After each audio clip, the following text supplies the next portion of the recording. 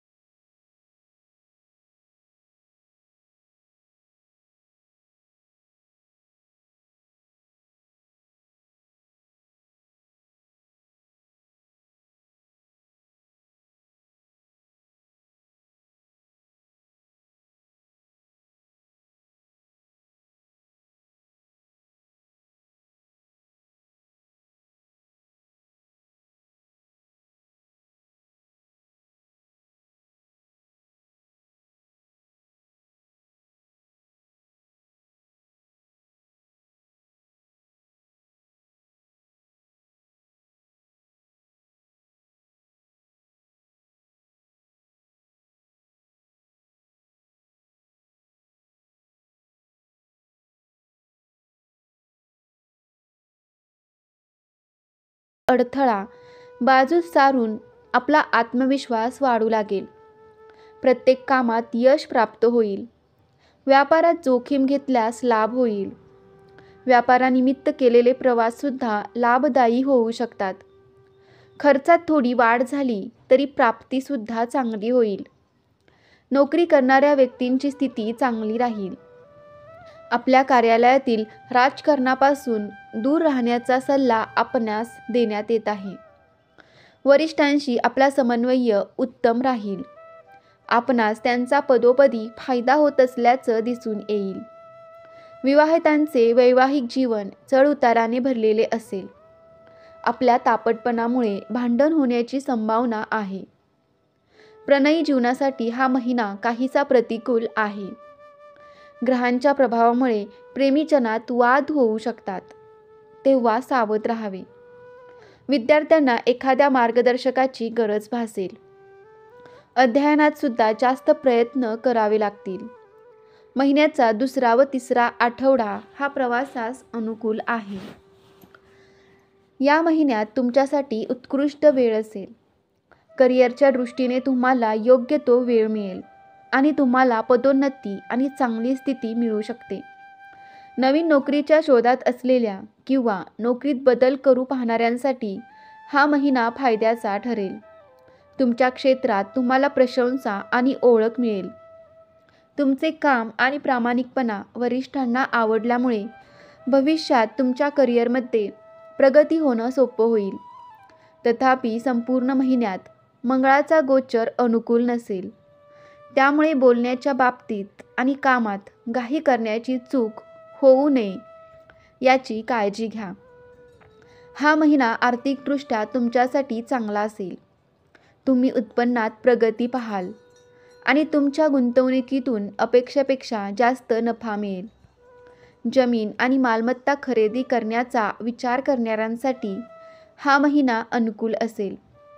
गुंतवणुकीसाठी हा महिना चांगला असेल. विशेषतः शेवटच्या 2 आठवड्यात गुंतवणूक केल्याने अपेक्षित नफा मिळेल. गुंतवणुकीच्या बाबतीत घाई न करता सावधगिरी बाळगणे चांगले. कुटुंबाच्या दृष्टीने हा महिना तुमच्यासाठी अनुकूल असेल. ज्यांना कुटुंबातील समस्या आहेत त्यांना त्या समस्या दूर होतील. तुमच्या जोडीदार आणि मुलांकडून चांगला पाठिंबा मिळेल. या महिन्यात तुमच्या जोडीदाराला काही लहान आरोग्याच्या समस्या उद्भवू शकतात. दुसऱ्या अर्ध्यात तुम्ही कुटुंबासोबत सहलीला जाऊ शकता किंवा एखाद्या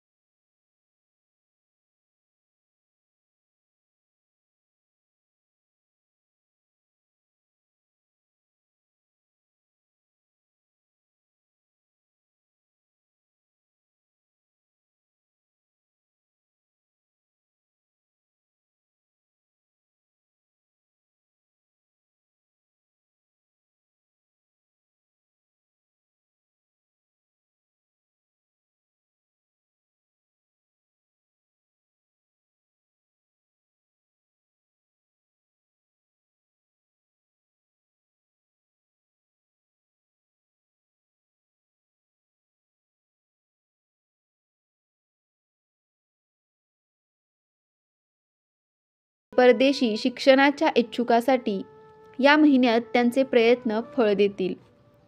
बुधाच्या अनुकूल गोचरामुळे अभ्यासावरील रुची वाढेल. संपूर्ण महिन्यात मंगळाचा गोचर अनुकूल नसल्यामुळे परीक्षेदरम्यान घाई न करता संयम बाळगणे चांगले. या महिन्यात मंगळाचा गोचर अनुकूल नसेल, त्यामुळे मंगळासाठी परिहार करणं चांगलं. मंगळाच्या नकारात्मक परिणामांना कमी करण्यासाठी दररोज किंवा मंगळवारी मंगळाशी संबंधित किंवा सुब्रह्मण्यम स्वामी किंवा नरसिंह स्वामींशी संबंधित स्तोत्रे पठण करणं चांगलं. तसेच मंगळवारी मंगळ किंवा सुब्रह्मण्य स्वामींची अर्चना केल्याने मंगळाच्या नकारात्मक परिणामांची तीव्रता कमी होते. वृश्चिक राशीच्या लोकांचा स्वभाव कसा असतो ते जाणून घेऊया. 1. वृश्चिक राशीच्या व्यक्तींमध्ये इतरांना आकर्षित करण्याची क्षमता असते. या राशीच्या व्यक्ती बहादूर तसेच भावुकही असतात. 2. या राशीच्या व्यक्तींना मूर्ख बनवणे सहज सोपे नसते. 3. या राशीच्या व्यक्तींना धोका देणे शक्य होत नाही. या व्यक्ती नेहमीच योग्य सल्ला देण्यात विश्वास ठेवतात. 4. या राशीच्या व्यक्ती स्वतःचे विचार फारसे बोलून न दाखवणाऱ्या तसेच इतरांच्या विचारांना विरोध करणाऱ्या असतात. 5. या व्यक्ती सर्वांमध्ये मिसळू शकत नाहीत. 6. या राशीच्या महिला बुद्धिमान आणि भावुक असतात. यांची इच्छाशक्ती प्रबळ असते. तसेच स्वभावाने हट्टी व अतिमहत्त्वाकांक्षी असतात. थोडीफार स्वार्थी प्रवृत्तीही असते. 7. स्वतंत्रपणे निर्णय घेणे याची सवय असते.